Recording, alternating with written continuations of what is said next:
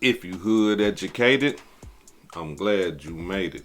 Allow me to unfold my knowledge, wisdom, and understanding from a hood brother's point of view to all of you here, there, and everywhere. Now check me out. Less than a week after Combs was convicted of 2 of the 5 criminal charges in his sex trafficking and racketeering case. NBC News entertainment correspondent Chloe Malas covered this trial closely and joins us now. So, Chloe, what happened in court today and what was this hearing about? It was sort of much ado about nothing. The whole reason why they wanted to meet was because both sides were hoping to expedite the sentencing hearing, which was originally scheduled by the judge on the day of the verdict for October 3rd. Remember, Combs's team, they were adamant that they wanted him out of prison on bail, the judge denying the request that afternoon. And they said, well, we need to meet sooner to discuss sentencing. So they decided to meet today. And right before the hearing, both sides put out letters saying that they had conferred, meaning that they spoke and they agreed on September 22nd. And then shortly, a few minutes later, in this 5-minute hearing, they went back to October 3rd. So we are back where we started. Okay. We don't exactly know why things jumped around, but Combs will be sentenced on October 3rd. So mark your calendars. All right, we know you'll be there. I definitely will. Chloe Malas, thank you. Cold-blooded demonstration. I'm doing that Birdman thing. You know how Birdman be doing? Yeah, it's a cold-blooded demonstration, but here it is. We got the brother P. Diddy, Sean Combs, will be facing a judge tomorrow, and the judge will determine if he will be going to federal prison or if he will be released. Now, a lot of people are under the impression that being that this is his first charge ever or his first conviction ever, that he should receive a light sentence or he shouldn't be sentenced at all. You know, and some people believe that he need to be sentenced and put up under the jail for all the stuff that he was doing to all those women. So, you know, everybody have their own view. Now, according to the law, right, whenever you are convicted of a felony, that's automatic prison time or time over your head. And what I mean by time over your head is like probation. So we need to get the understanding of what is parole and what is probation. Parole is when you already been sent to the penitentiary and then you're being released earlier than your sentencing date. So the rest of your time will be done on parole. And on parole, you know, they got all type of rules and regulations that you should follow. And if you should violate those rules and regulations or commit any more crimes and be caught for those crimes, then you go back to the penitentiary. You see what I'm saying? And the new crimes that you committed, you know, you get sentenced for those as well. But if you just break the rules and regulations of your parole, then you just get some back to the penitentiary and they can say, hey, look, give us this much time, or, you know, we're going to, what they call that, we're going to expirate you, meaning that you got to do the remainder of your sentence in prison. Now, on probation, when you get probation, that means that you're not going to prison. That means that you accept a deal from the government saying, hey, listen, you can put 20 years over my head. And if I violate the rules and regulations that you set for me, then you can send me to prison for 20 years. That's probation. That means that, look, I'm making a plea to the government saying, hey, look, I'm going to be a law-abiding citizen. I'm not going to create no more crimes. I'm not going to commit no more crimes. I'm not going to do anything bad. And if I do, you can give me the sentence that you got hanging over my head. So in this situation right here, those are his options. He was convicted of 2 counts of the Mann Act, which is what they call white slavery. And that's dealing with, you know, prostitution. He was convicted because of the men that he had coming in, that he was paying them to come in and have sex with Cassie and the other lady, Daphne. And, you know, he got convicted for both of those. Now, the prosecution is asking for a 11-year sentence. 11 years. And I know a lot of P. Diddy fans don't agree with that. And I know a lot of women who have suffered the abuse of a man and the controlling of a man and stuff like that. They want him to get 11 years. Some men do too. Now, will he get 11 years? I don't know. I'm talking about because I understand that they got to go by a sentencing guideline. And being that P. Diddy has never been convicted of anything, that means that he don't have any points. And what I'm talking about points is he don't have any felon convictions. And usually the more felon convictions that you have, or felony convictions that you have, the more time that you get. And the less felony convictions that you have, saying that you don't have none, zero, then you get less time. But however, it's all up to the judge. I mean, a judge can say, hey, look, check this out. What you did was so cold-blooded that I'm going outside of the guidelines and I'm going to give you this much time because I believe that you did this, that, and the other, and all that old type of stuff. But here's my problem with that. I don't believe that the judge can go outside the guidelines like the prosecution is asking him to do.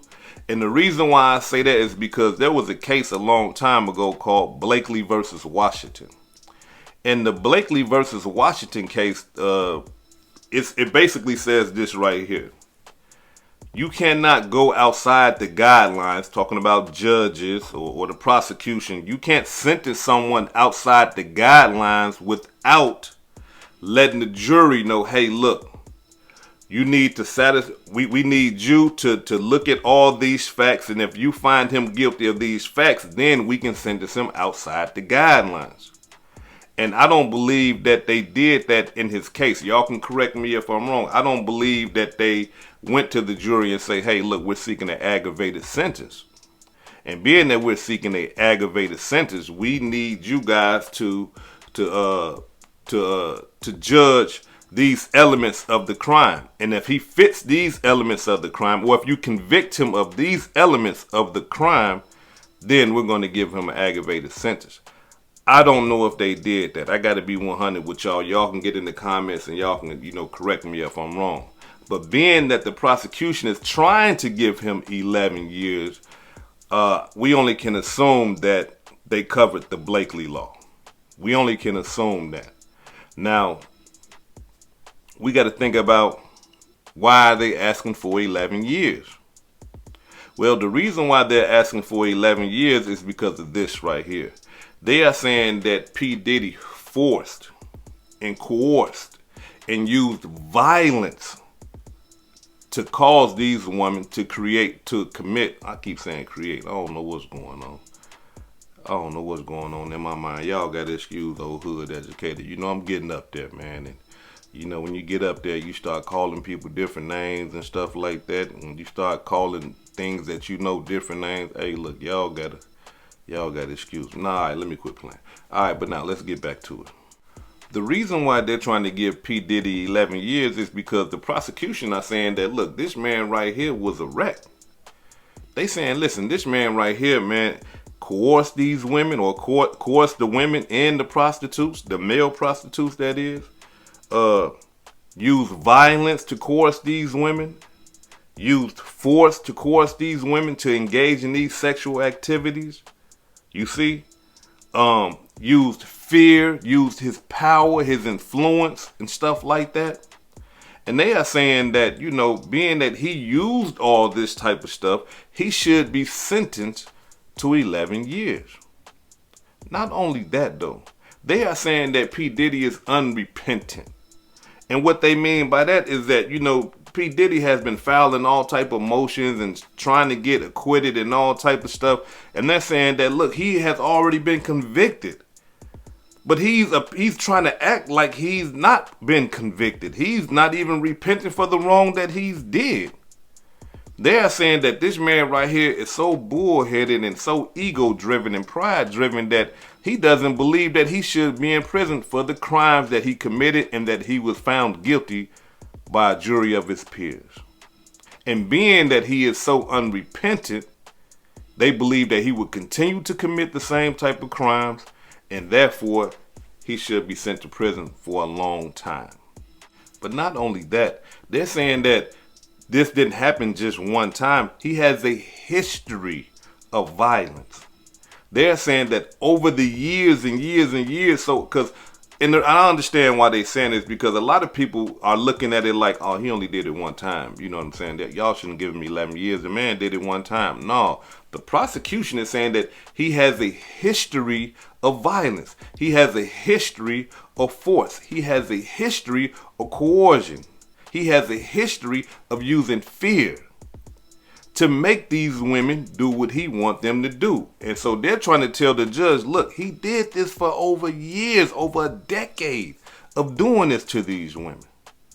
So instead of just sentencing him for one time that he did it one time, no, sentence him because of his historical violence. That's why they're asking for the 11 years. But not only that, though, they are coming out. The prosecution is coming out and they're telling the judge that, hey, listen, check this out. This is not the first time that we have done this. We have sentenced other people to 11 years or even more for the same things that P. Diddy did. So they are using case law. They are showing the judge, hey, listen, this is not abnormal. No, we do this. We send people to prison for decades and for long periods of time because of what they did. And look, they proven it. Here goes some case law. Just in case you think we lying, here, take that right there. You see? And so being that they proven his historical violence, being that they proven that this has been done before, and not only that, you got Cassie and you got all the other victims and stuff like that writing letters saying that, hey man, we're scared to death and we having bad dreams and I can't live my life how I used to. This man has damaged me mentally, emotionally, sexually, turned me out on drugs and all this old type of stuff. All these things are going to weigh heavy on the judge's decision. And one thing that I believe that's going to play a major role in all this is this right here. Do y'all remember when P. Diddy was trying to get a bond? And he continued and tried to get bond, and the judge said, no. Then when he got convicted, he tried to get bond, and the judge said, well, I'm not going to give him no bond because of his violent nature. He admitted to being violent, and I'm not going to release him. And I believe that being that everybody else is coming out and they're talking about this violent stuff, and being that P. Diddy himself or his lawyer admitted to his violence, and not only that, I mean, we can't unsee the video that showed him beating Cassie, you know what I'm saying, like she was nobody. I'm talking about stomping the lady, dragging her, slapping her, throwing stuff at her, you know what I'm saying? Like we can't unsee that because the judge seen that, we seen that, right? And being that this type of stuff right here was going on for a long period of time, and being that the judge even used that because his own lawyers said in court, in open court, that, hey, look, he was violent, he beat her up, and that. And the judge used it against him and said, that's why I'm not releasing him, because he's violent. And he conceded that. You guys admitted that he's violent. I believe that's gonna play a large role, a major role in his sentencing coming this Friday. Now, the defense, they are arguing the fact that, hey, listen, check this out. The laws that y'all convicted him of don't apply to him. And that's basically it. I got to be 100. That's basically it. Like, they ain't using nothing else. They ain't trying to disprove that he's not violent or none of that type of stuff. They basically just saying that, hey, listen, check this out. Y'all done convicted him under the wrong law. It doesn't apply to him. And you should give him a lesser sentence according to the guideline structure and stuff like that, which is a good defense. I can't lie, because some judges, they just stick to the guidelines. They don't go outside of the guidelines. They just stick straight to the guidelines, and that's it. But we all gonna see this coming Friday. We gonna see what the judge gonna do. I mean, he has been locked up for some time now. The judge can look at that and say, hey, you know what? The man been locked up for a little minute. I'm going to release him. And not only that, I'm going to give him probation. I can put, 11 years over his head. The judge can do that. Hey, I'm not going to give him 11 years right now, but I'm going to put 11 years over his head. And listen, Mr. P. Diddy Combs, I want you to go to anger management. I want you to go to treatment. I want you to go to domestic abuse classes. I want you to go talk to, the young prostituting girls out there and stuff like that. The judge can, put all type of stipulations in his probation deal and say, look, I need you to complete all these. I need you to continue all these the whole 11 years or however long that he will be on probation. You see what I'm saying? So a judge can do that too. And that way, he would be able to get released and he'll be able to go home and be with his family, but he can't do all the stuff that he used to be doing, all that party, laughing and giggling, doing cocaine and all the stuff that he got that got him in this whole trouble in the first place. So the judge can also say, hey, look, check it out, man. Go on out there and do right. Do what I tell you to do and you will stay free. So, tomorrow is going to be very interesting. I'm going to be locked in. I know y'all going to be locked in. And I'll give my cold-blooded demonstration after the verdict or after the sentence. This is Hood Educated, not Lame Related. If I said anything that caused you to think, hit that like button and subscribe to the channel if you're not subscribed already. And if you're feeling generous, please make a small donation to the channel. Peace and love.